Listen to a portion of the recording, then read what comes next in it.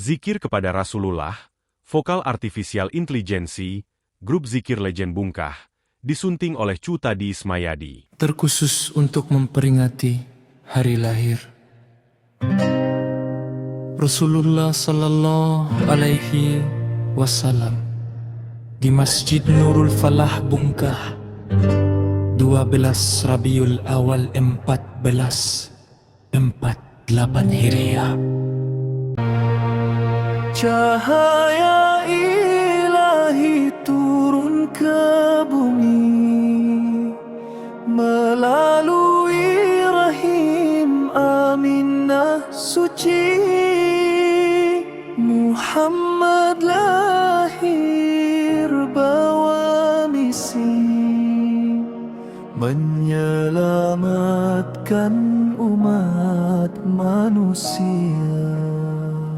Di Masjid Nurul Falah zikir bergema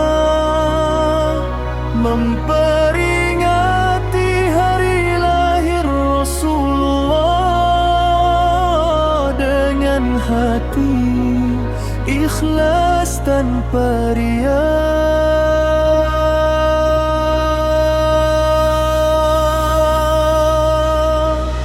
Ya ilahi lastu lil firdausi ahla wala aqwa ala naril wabil fatahamman biha minni wa shaffa bishafaatil Mustafa ya karimah. Sifat siddiq amanah tabligh fatana, empat sifat mulia jadi panduan. Jujur dipercaya, menyampaikan bijaksana, menadan hidup sepanjang zaman.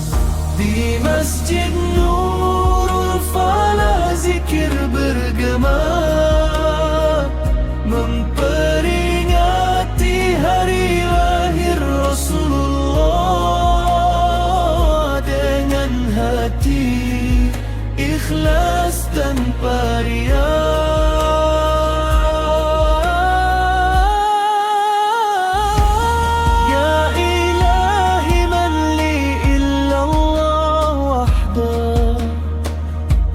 حسبي وهو مولاي العزمة أنت تجري الأمن في كل أرضي وأنت رحمة للعالمين.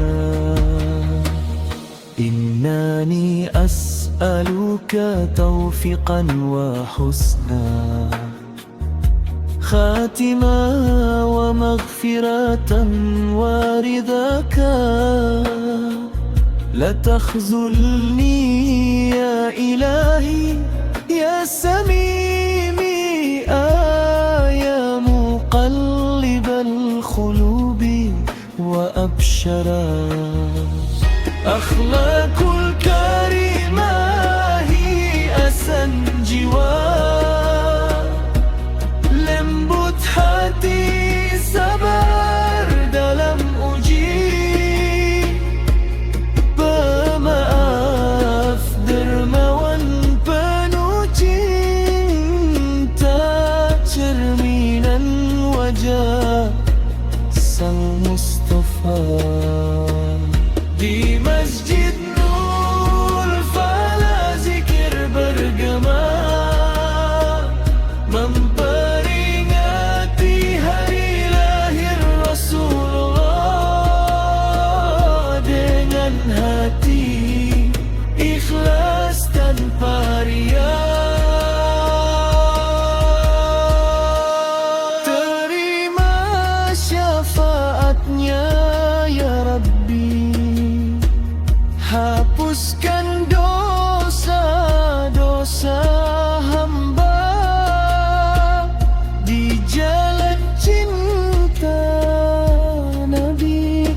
kita sampai jumpa di surganya.